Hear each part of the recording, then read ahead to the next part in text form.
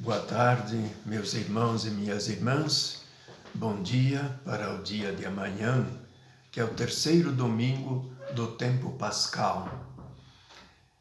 Nós vamos fazer a leitura, a primeira leitura e também o Evangelho.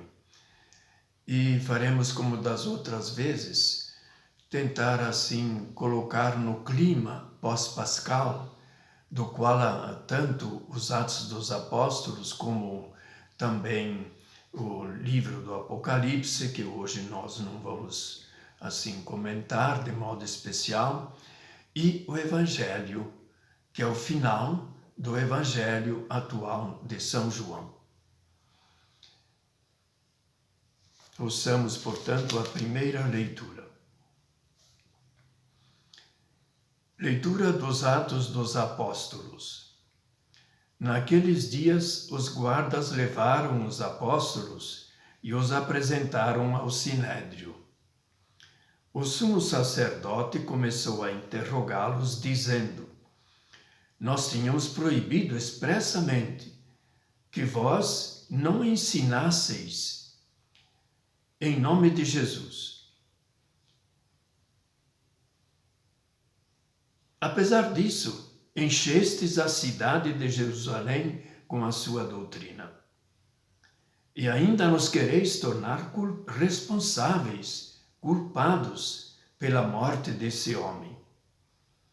Então Pedro e os outros apóstolos responderam: É preciso obedecer a Deus antes que aos homens. O Deus de nossos pais ressuscitou Jesus, a quem vós matastes, pregando-o numa cruz. Deus, por seu poder, o exaltou, tornando-o guia supremo e salvador, para dar ao povo de Israel a conversão e o perdão dos pecados. E disso somos testemunhas, nós e o Espírito Santo, que Deus concedeu àqueles que lhe obedecem. Então mandaram açoitar os apóstolos e proibiram que eles falassem em nome de Jesus, e depois os soltaram. Os apóstolos saíram do conselho muito contentes, por terem sido considerados dignos de injúrias por causa do nome de Jesus. Palavra do Senhor. Graças a Deus. O Salmo responsorial, ele combina com o final da primeira leitura, que eles ficaram muito contentes, não por terem apanhado, açoitado, mas sobretudo porque podiam continuar anunciando a palavra de Jesus, o Evangelho. Então o texto, ele tem como antífona: Eu vos exalto, ó Senhor, porque me livrastes. Eu vos exalto, Senhor, porque me livrastes. E os primeiros versículos: Eu vos exalto, ó Senhor, porque me livrastes e não deixastes rir de mim, meus inimigos. Vós tirastes minha alma dos abismos e me salvastes quando eu já estava morrendo. A leitura do Evangelho é o final do atual Evangelho de São João. O Senhor esteja convosco, Ele está no meio de nós. Proclamação do Evangelho de Jesus Cristo segundo João. Naquele tempo, Jesus apareceu de novo aos discípulos à beira do mar de Tiberíades. A aparição foi assim. Estavam juntos Simão Pedro, Tomé chamado Dídimo, Natanael de Caná da Galileia, os filhos de Zebedeu e outros 2 discípulos de Jesus. Simão disse a eles: Eu vou pescar. Eles disseram: Também vamos contigo. Saíram e entraram na barca, mas não pescaram nada naquela noite. Já tinha amanhecido e Jesus estava de pé na margem. Mas os discípulos não sabiam que era Jesus. Então Jesus disse: Moços, tendes alguma coisa para comer? Responderam: Não. Jesus disse-lhes: Lançai a rede à direita da barca e achareis. Lançaram, pois, a rede e não conseguiam puxá-la para fora, por causa da quantidade de peixes. Então o discípulo a quem Jesus amava disse a Pedro: É o Senhor. Simão Pedro, ouvindo dizer que era o Senhor, vestiu sua roupa, pois estava nu, e atirou-se ao mar. Os outros discípulos vieram com a barca, arrastando a rede com os peixes. Na verdade, não estavam longe da terra, mas somente cerca de 100 metros. Logo que pisaram a terra, viram brasas acesas, com peixe em cima e pão. Jesus disse-lhes: Trazei alguns dos peixes que apanhastes. Então Simão Pedro subiu ao barco e arrastou a rede para a terra. Estava cheia de 153 grandes peixes. E apesar de tantos peixes, a rede não se rompeu. Jesus disse-lhes: Vinde comer.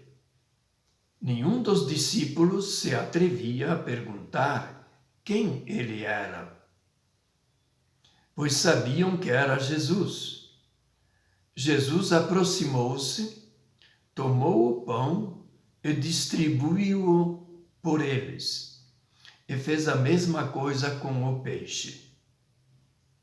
Esta foi a terceira vez que Jesus, ressuscitado dos mortos, apareceu aos discípulos.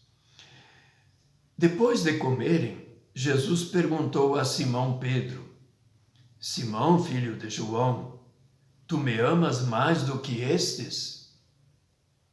Pedro respondeu: Sim, Senhor, tu sabes que eu te amo. Jesus disse: Apacenta os meus cordeiros. E disse de novo a Pedro: Simão, filho de João, tu me amas? Pedro disse: Sim, Senhor, tu sabes que eu te amo. Jesus lhe disse: Apacenta as minhas ovelhas. Pela terceira vez perguntou a Pedro: Simão, filho de João, tu me amas? Pedro ficou triste, porque Jesus perguntou 3 vezes se ele o amava.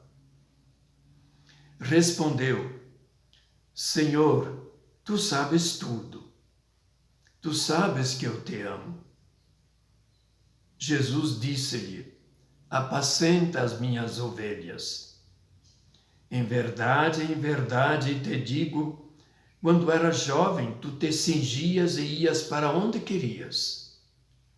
Quando fores velho, estenderás as mãos e outro te cingirá e te levará para onde não queres ir. Jesus disse isso significando com que morte Pedro iria glorificar a Deus. E acrescentou: Segue-me. Palavra da salvação. Glória a vós, Senhor. Então, ouçamos uma pequena explicação da primeira leitura. É do capítulo 5 dos Atos dos Apóstolos. Então, depois da vinda do Espírito Santo, nos primeiros tempos, assim, a gente não sabe quanto tempo, né? Meses, ano, mais, né? Então, começou a surgir um grupo de discípulos de Jesus que estiveram assim com medo no tempo em que Jesus ainda não tinha aparecido a eles depois de sua morte. Agora, tendo visto a Jesus, eles estão mais confiantes, receberam o Espírito Santo nos Atos dos Apóstolos. E eles foram descritos esses dias, esses domingos aí depois da Páscoa, como um grupo de seguidores de Jesus, respeitado pelo povo, que eles ouviam reunidos como um grupo já diferente dos outros judeus, em alguma área do templo, nos pórticos do templo. A gente se pergunta o que faziam. Falavam de Jesus. Recordavam todas as palavras que Jesus lhes dizia. E, cheios do Espírito Santo, eles também rezavam e partilhavam a vida entre si. Bem, aí, quando nós lemos esse texto, eles já tinham sido presos 2 vezes e sempre proibidos de ensinar em nome de Jesus. E eles,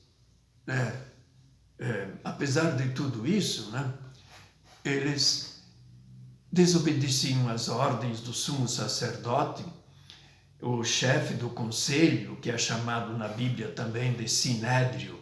É uma reunião, isto é, um conselho que se reúne e era considerado o tribunal dos judeus.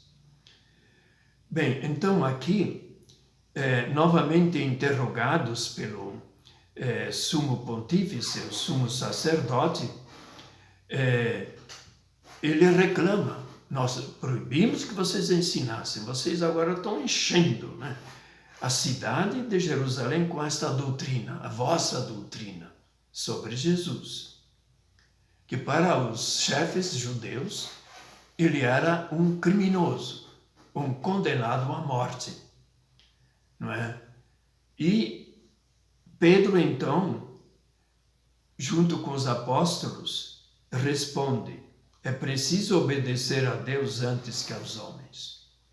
Eles não podiam deixar de falar da experiência que tiveram, não só da convivência com Jesus durante a sua vida pública, mas, sobretudo agora, cuja presença de vez em quando aparecia entre eles e se manifestava pela fé, pela união.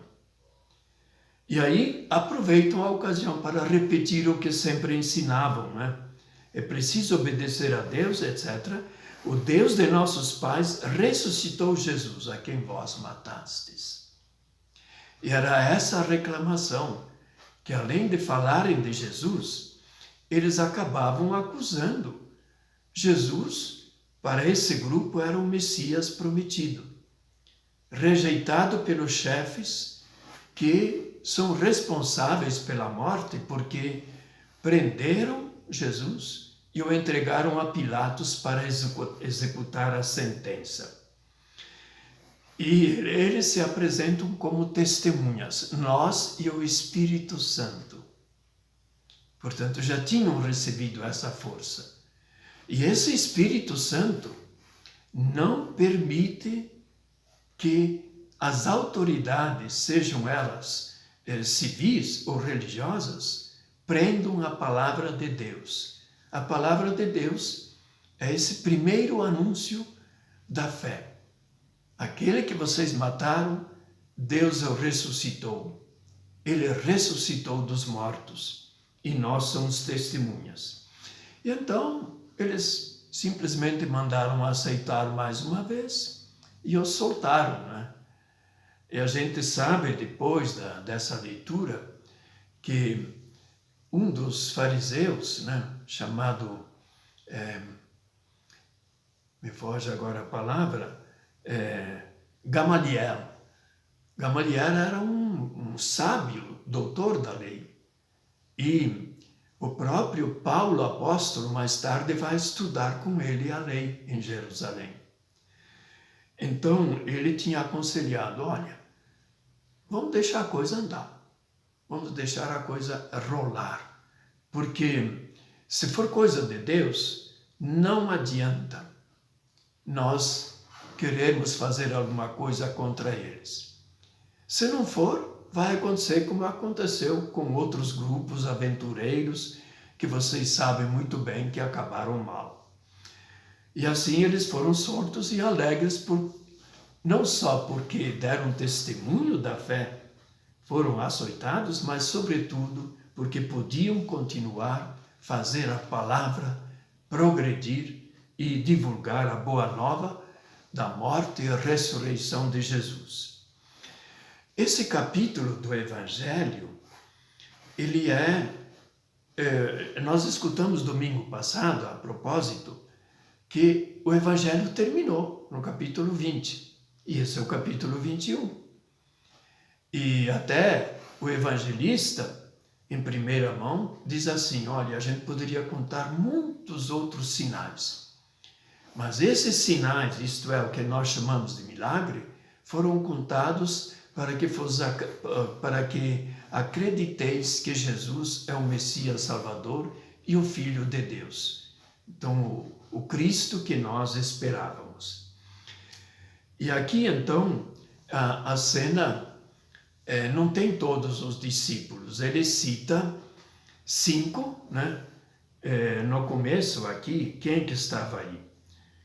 Pedro, Simão Pedro, Tomé, quem mais? Natanael, que é mencionado também no Evangelho de João, e os filhos de Zebedeu.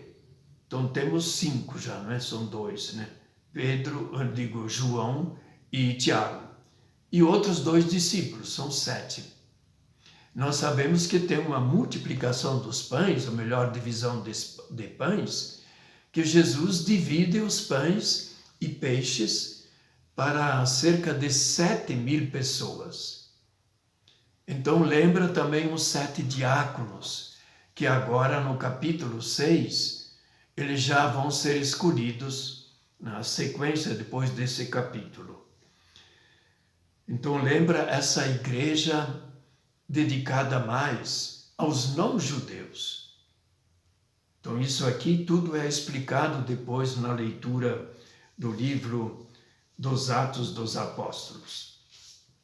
Então aí, não é, aquela cena, eles trabalham e vejam que a iniciativa do convite para ir pescar foi de Pedro. A gente se perguntaria, mas escuta, mas eles não estavam pregando o Evangelho? Eles estavam cuidando da vida normal deles, né? Os casados tinham mulher, tinham seus filhos, Pedro tinha até sua sogra lá em Cafarnaum, então continuaram essa vida de pescador. Não pegaram nada quando amanhece o dia e se dirigem à praia ou à margem, não é, do lago, vem uma pessoa. E aquela pessoa, não é, ela grita, moços, vocês pegaram alguma coisa? Vocês têm alguma coisa para comer? É por isso que eles foram pescar. Eles disseram, não pegamos nada. E Jesus, então, que não era reconhecido por eles ainda, diz assim, olha, joguem a rede do lado direito do barco. Fizeram isso e aquela pesca maravilhosa. E aí o discípulo que Jesus amava, que representa esta geração do final do primeiro século, que não viu a Jesus e que não fez como Tomé, que tocou o lado de Jesus, ou a ferida do lado do peito e as feridas das chagas das mãos, representam então essa gente como nós, que nós não tivemos a graça de ver Jesus. Nós vivemos da fé. Então esse evangelho exatamente quer reforçar esta fé. E tem outro propósito também, porque quando eles chegam quando o discípulo que Jesus amava é o Senhor, Pedro então se veste e vai se molhar aí, não é? Nadando lá uns 100 metros até chegar a Jesus. E ali o que ele encontra? O que depois os outros também vão encontrar. Jesus estava com o café da manhã, poderíamos dizer, quase pronto. Umas brasas com peixe em cima e pão ao lado, esperando que eles viessem. Então Jesus é que prepara a refeição, a primeira refeição do dia para os apóstolos. E aí se diz que ninguém ousava dizer, mas quem é esse homem? Todos o reconheceram. É a comunidade pós-pascal reunida no dia do Senhor, que é o domingo. Nós estamos reunidos e Jesus está junto conosco. Não precisa perguntar, mas é Jesus mesmo? É a nossa fé, nós cremos. Pois é, então eles vêm trazendo os peixes e Jesus ainda pede, olha, pegam também algum peixe de lá do que vocês pescaram. Quem é que sobe? Pedro sobe a barca, não é? Que já estava ancorada, e arrasta os peixes, e eram 153 grandes peixes. Se discute sobre o significado desse número, mas são opiniões que são dadas, não interessa para nós, né? Podiam ser também 200, né? Mas tem um significado também este número. E aí então continua a refeição. Terminado, né?